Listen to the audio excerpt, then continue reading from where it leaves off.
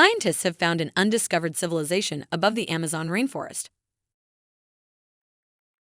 Some people have the misconception that there are no more ancient civilizations left to be found, despite the fact that archaeologists have spent decades searching the surface of our planet for remnants of long-lost civilizations in every nook and crevice of the Earth. The fact that many ancient civilizations have not been found despite all of the searching that has been done in the Amazon jungle is demonstrated by a recent discovery that was made there. Today, you'll see in this video how archaeologists recently discovered the remnants of a previously undiscovered civilization on top of a mountain in the Amazon jungle. Stay tuned and be sure to like this video. You may subscribe to this channel if you find this topic fascinating. The Amazon rainforest is home to a large number of mysteries that have not been solved and locations that the general public does not know about, despite the fact that it covers a massive area of more than 7 million square kilometers of protected natural rainforest. Despite this, the Amazon rainforest is home to a large number of sites that remain unknown to the general public.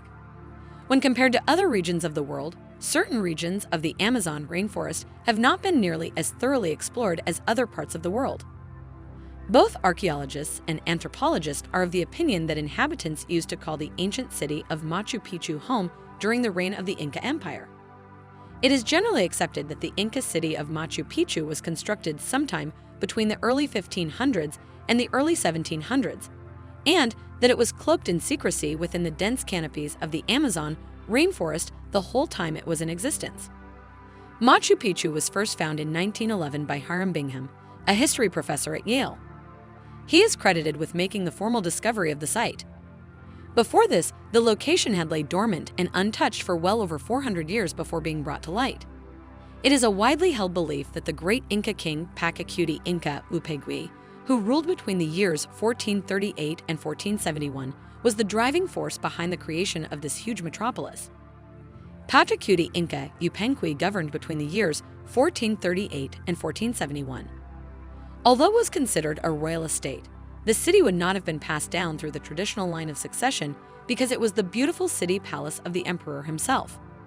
The emperor kept the city palace a private residence. This was due to the fact that it was the personal abode of the leader of the nation. There is not a lot of information that has been retained about the construction of the ancient city or the everyday activities that were carried out there. This is due to the fact that the historic city has a very intimate and private atmosphere. The Upper Town area, which is in charge of the urban sector and is home to the residential neighborhoods, palaces, and temples. The Lower Town area, which is in charge of the agricultural sector. Together, these two areas are what constitute the city. It is believed that the ancient Tinker people were responsible for the creation of this ancient city, which included over 200 buildings and various compounds all built in a parallel terrace pattern and in line with the shape of the mountain. This ancient city was constructed on top of a mountain, and its buildings were designed to mimic the contours of the peak on which they were situated. The western region was also the location of the Torreon, which archaeologists believe may have been a giant tower used by the ancient Incas as an observatory to study the sky.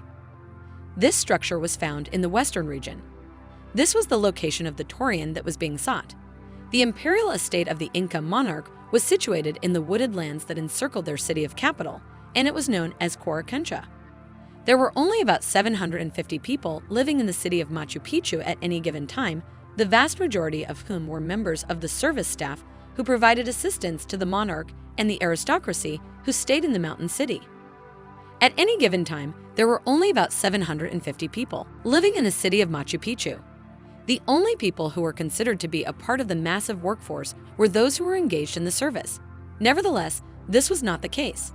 Machu Picchu was one of these cities, and its buildings were constructed from stone blocks that were cut to fit together flawlessly and snugly despite the fact that no mortar was used in their construction. These stone blocks were cut to fit together perfectly despite the fact that there was no mortar used. This was the case because the entire city was built on fault lines that run underneath the mountain, and these lines were used in the construction of the city. Because of these fault lines, the area of the mountain that was home to Machu Picchu was vulnerable to seismic activity. As a consequence of this, it was impossible to construct sturdy buildings on the mountain, as even the smallest earthquake would have caused substantial damage to the buildings. Researchers think that Machu Picchu received more than 71 inches of rain yearly, Therefore, there was no need to irrigate the terraces, as this was not an issue. Irrigating the terraces would have been a major challenge. Because there was more than enough to sustain the enormous quantity of crops that were planted, there was no need to make any preparations for irrigation, as this would have been unnecessary. The principal crops that were cultivated on these terraces were potatoes and corn. Nevertheless, the yield was not sufficient to provide sustenance for the almost 1,000 people who were living in the city at the time. Recent excavations in the city revealed that there was an inadequate amount of water storage, and this explains why that was the situation in the first place.